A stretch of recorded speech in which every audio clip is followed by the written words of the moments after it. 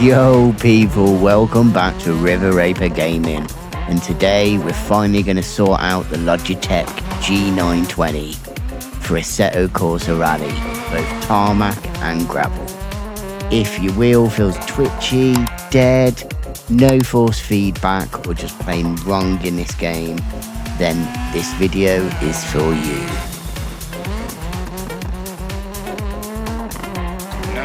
And before we fix it, the G920 felt horrible. Weak force feedback, delayed response, the wheel wasn't centering properly, just didn't feel good. Couldn't feel the car properly around the corners, and it was just all over the place.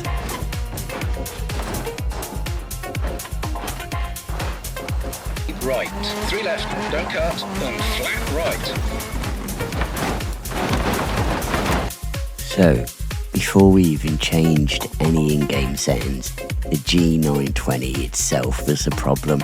Windows wasn't detecting the wheel properly, it was showing duplicate drivers and missing the virtual keyboard the wheel needs for pedals and the handbrake.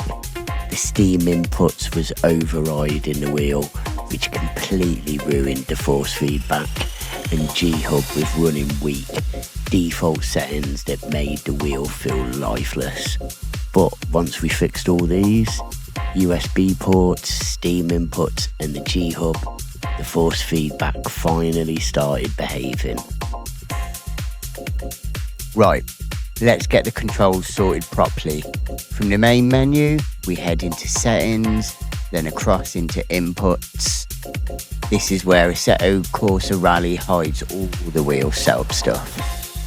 Before you start rebinding anything, let's go to the top and open up the Profiles tab. This is important because out of the box, the game combined the G920 completely wrong. Scroll down the list of the presets until you see the Logitech G923 Xbox profile. Yeah, even if you have got the G920, this is the one for you. Select it, click load preset, and let the game overwrite everything. Alright, now we can check the bindings. Back on the input screen, you should see all the controls already mapped. Move the wheel left and right, you should see the steering axis reacting properly.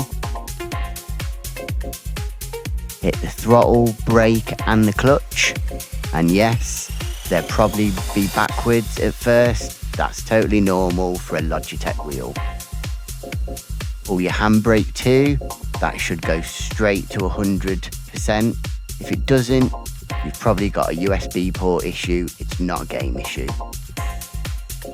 Now, slide over to the device settings tab. This is where we'll fix the inverted pedals. So, scroll down until you see inverted throttle, inverted brake and inverted clutch. Turn all 3 of these on. If the bars move the right way when you press each pedal, that's it, you're all good to go.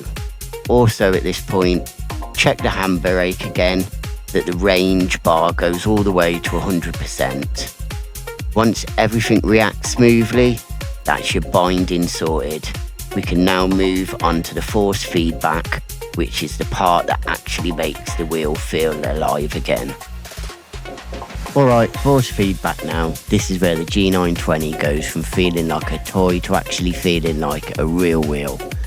First thing, don't touch the 540 degrees. It looks tempting, but it makes the car way too reactive and twitchy. Stick to 900 degrees. It gives you smoother weight transfer and way more control on both gravel and tarmac. Now here's the baseline values you want to start with. The gain at 60, minimal force at 5 to 10, dampeners 5 to 10, and the steering light you keep that at 900. This gives you a safe, natural starting point. But if you want the wheel to actually come alive, here's the setup that I'm currently using. I've got the gain all the way up to 195,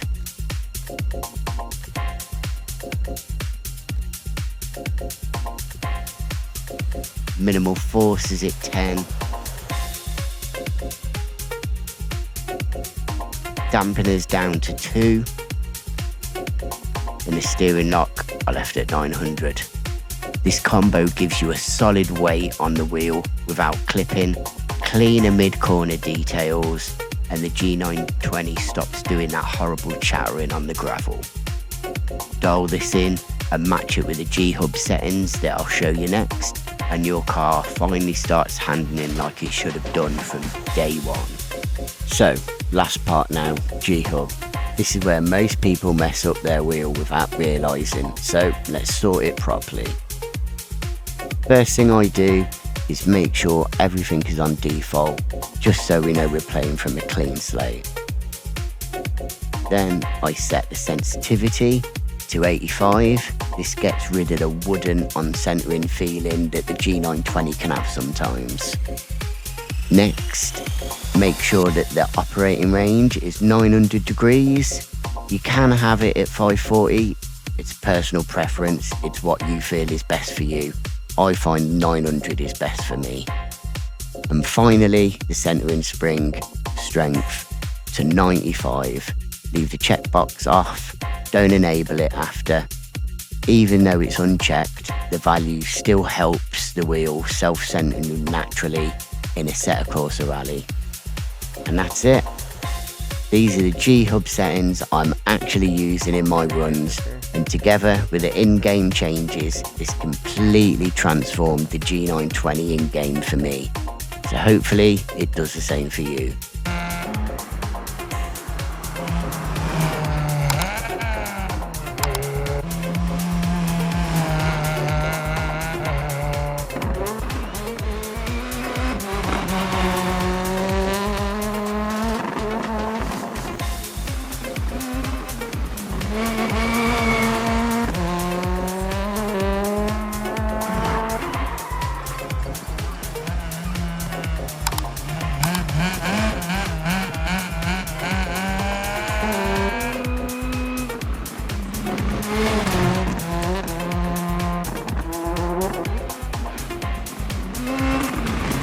So that's the G920 finally dialed in for Assetto Corsa rally. Bindings clean, force feedback fixed, and G HUB behaving, and the wheel actually feeling alive now. If this helped you out, hit the like, drop any questions in the comments, and I'll do an update when more patches drop. I'm Riverraypa, catch you in the next one. Models popping bottles.